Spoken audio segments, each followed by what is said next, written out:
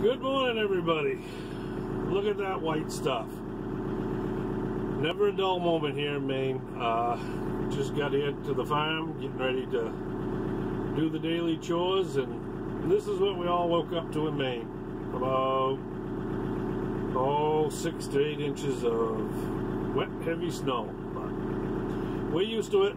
We always get a couple of them in the spring, so it's not like it's anything new.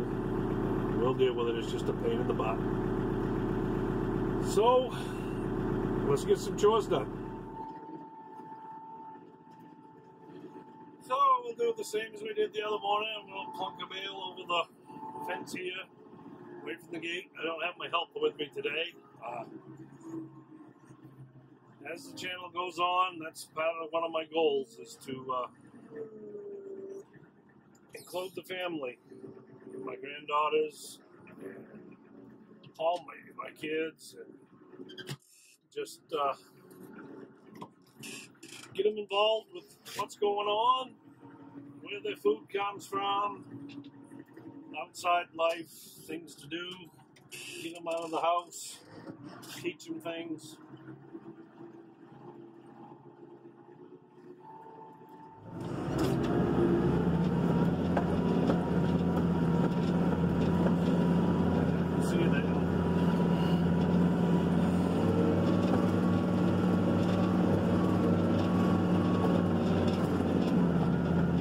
Concept of rolling out the bales, like I explained to Taylor in the last video, really is just to spread the manure around. It gives all the animals a place to eat, get fed. Especially one really big thing is having the younger lambs, the real tiny lambs. If I just leave bales sitting on top of the ground, either in a feeder or just sitting out there like they are right now, what happens is where I have the cattle in the same pastures, it takes an awful chance of the cows stepping on the lambs. So this works great. Gets the hay spread out. The snow was kind of messing me up a little bit. There it goes. Kind of just wants to slide instead of roll. Sometimes it just have to mess with it a little bit. It's no big deal.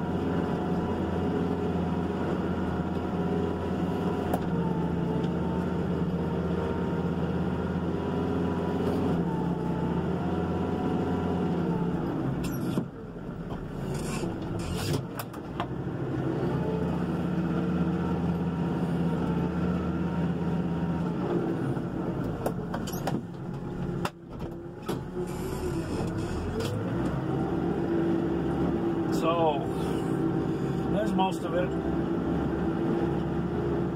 As I was explaining before to Jayla, get the center core left. Here's a great example right over here. I'll back this up. I guess you can't tell right now because of the snow, but I'm sure most people can get an idea that that spot right there, that hub, with that ground hemlock on it, is not very fertile ground. So, with what hay they trample right there, over time, will make soil, and I'll have grass growing over that. And I've got places that, since I started here 5 years ago, that are doing just that. Places there never was grass, has grass now.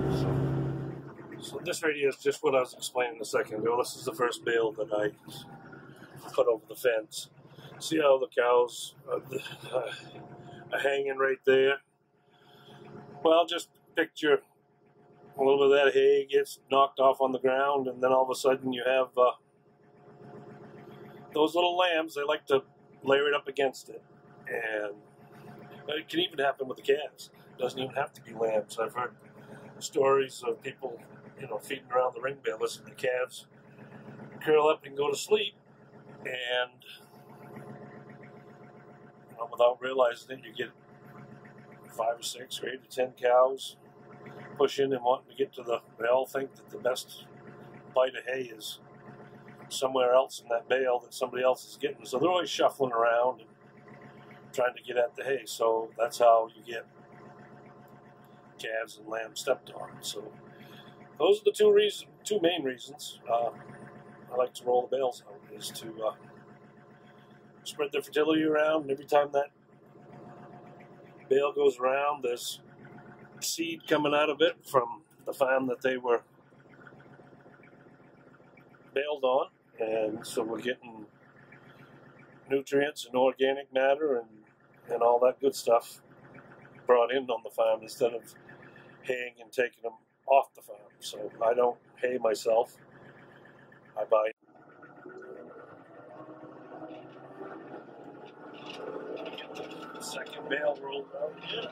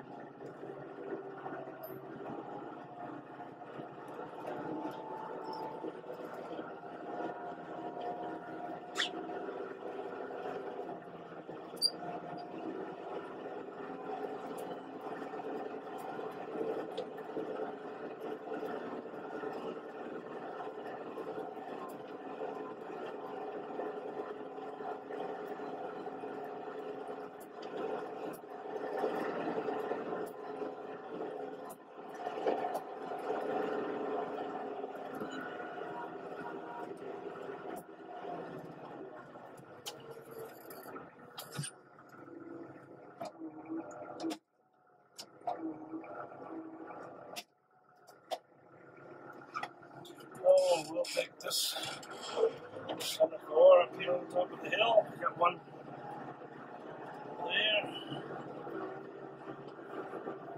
Across this hay.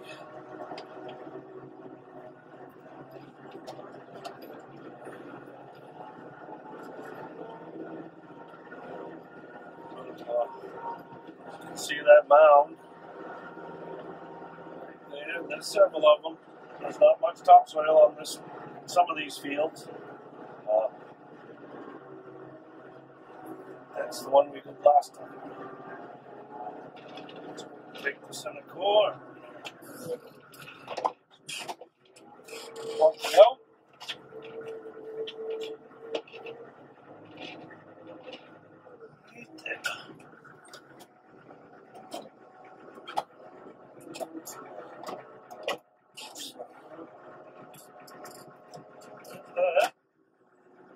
Hay is out. Now,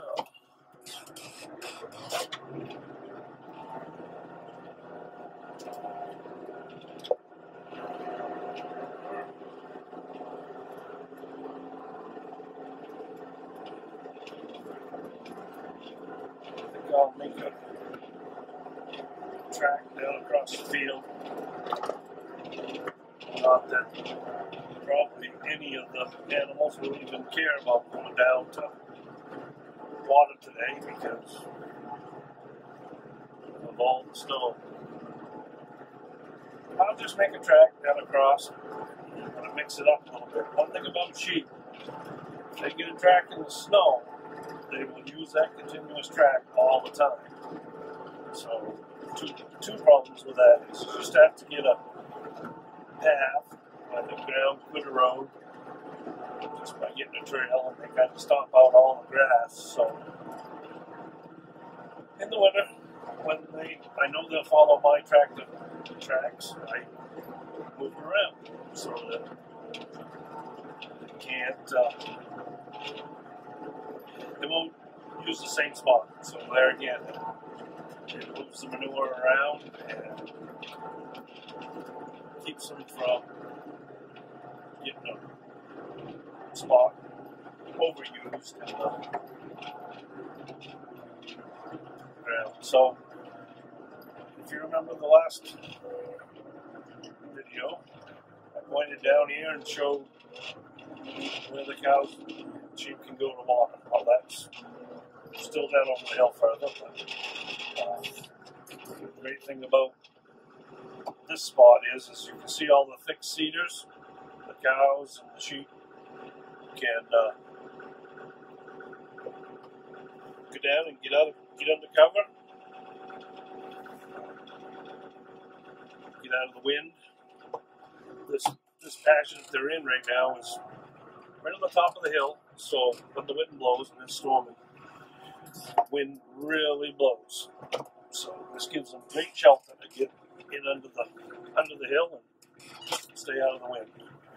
Right here is the orchard that the landowner has. He has pick your own orchard. It has peaches, pears, apples. It's all organic. So when summer comes, and as the spring progresses, we'll probably be doing some pruning and cleaning up the orchard. We got some damage out there, and I like to learn as much as I can from the man that owns it. He's been teaching me a lot about fruit trees and grafting and all of that. So that's something for us we'll look forward to when the weather's right.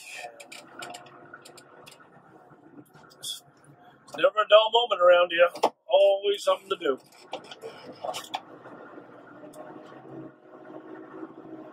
One of the other big things that I'm doing infrastructure-wise is getting a perimeter fence around the farm, which is a long process. It's a lot of work, but keep working away at it. And as you can see, this pasture here has 5 strands of high-tensile electric. So this particular pasture right here has permanent.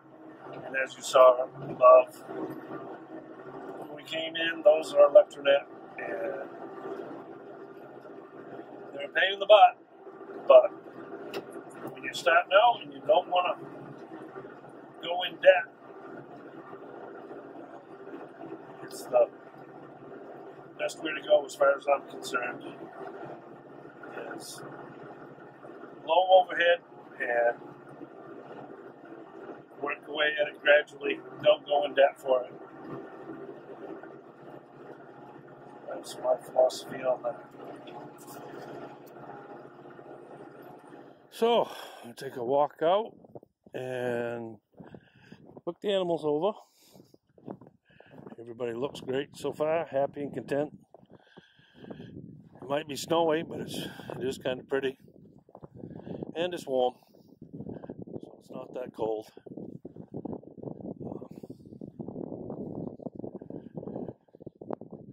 So, 2 of the cows still should be bred and yet to have calves. So that girl right there and Buddy, you saw last time, he's on that side. And that's the other mama cow down there, and that's the little heifer calf. And she will be having a calf. And there's one of the little guys that was early, doing great. That's the thing about these Katahdins. They can handle the weather if you can get them dried off, because they were unexpected, kind of a surprise, but they can do it. I think a couple of these, it was 5 degrees when they were born. But if they get dried off and get some of Mama's milk, they are up and going. So, another big black cow. These cows, I'm not sure if I explained it in the last video or not. These cows don't belong to me. They belong to a friend of mine that had to have knee surgery. And she's had the cows on her farm. I think they were all born on her place. And she wasn't going to be able to take care of them well, which I bet she could have. As tough as she is, I know she would have figured out a way. But anyway, we worked out a deal so that I could help her out, and she's going to be getting her cows back when the calves are weaned, and the calves will be mine for taking care of her, for putting them over for her, and hopefully her knee will be better, and she'll have her cows back, and it gave me worked out great for both of us. It helped us both out. Gives me a chance to get into cattle on inexpensive, and it helped her. So as you can tell, they are really quite ferocious. You can tell that they have been on the same farm their whole life. They're just as gentle can be. Let you pat them. So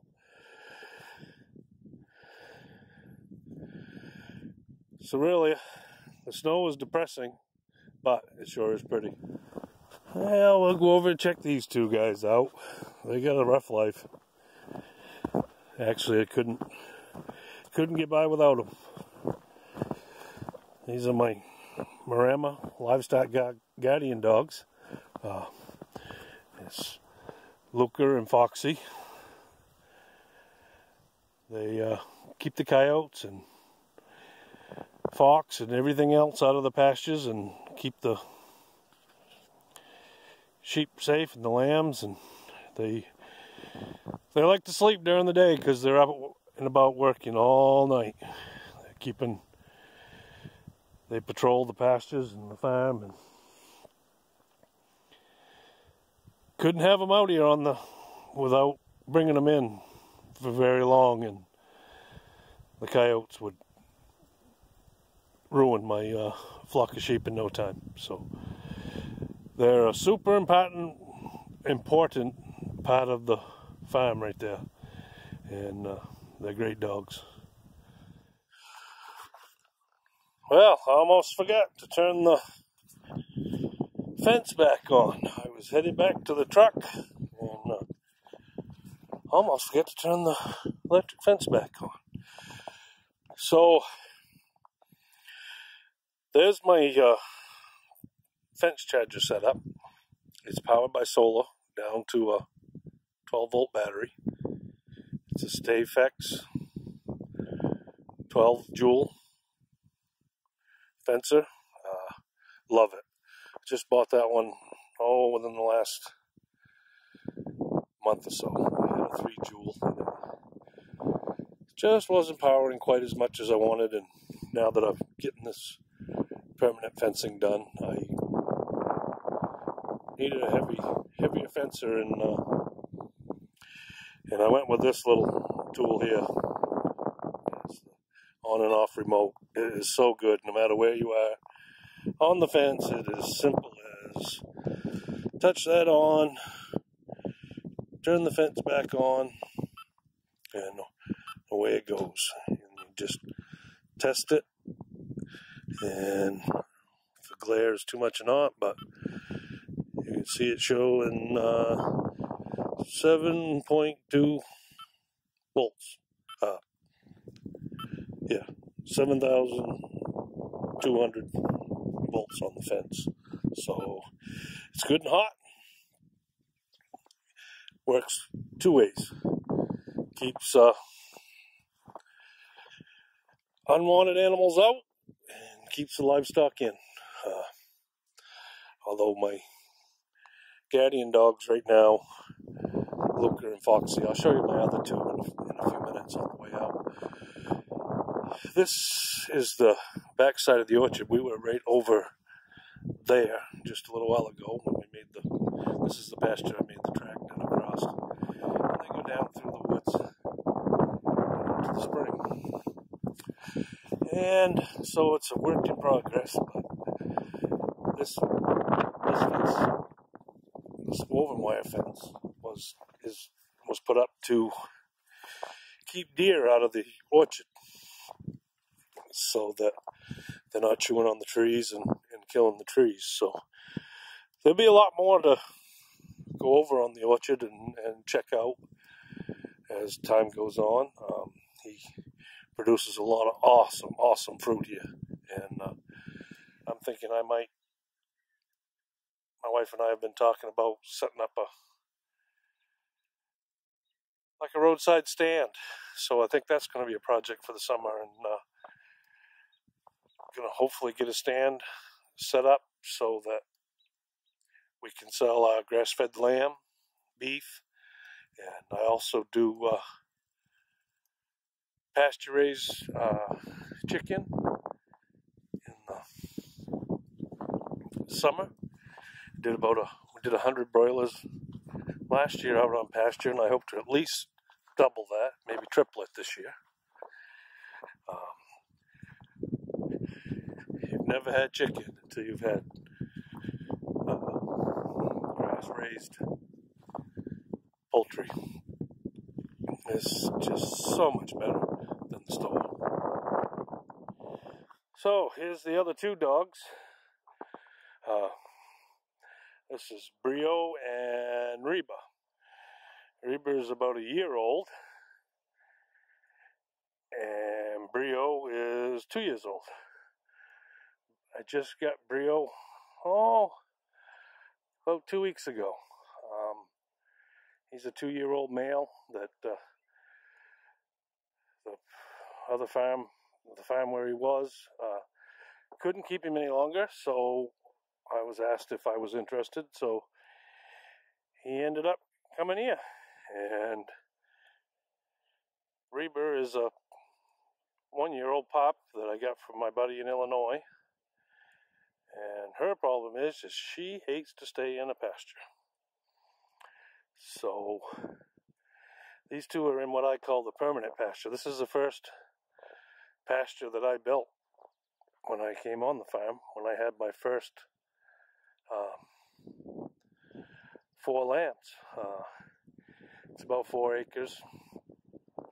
It's a woven wire fence with a strand of electric on the top. So that does it for farm chores for today. Ordinarily, if we didn't have this snow, I would be cutting some brush and working on permanent fence right now. But with the snow, it's slippery and wet, so I guess that's it for today. Thanks for watching, everybody. Have a great day.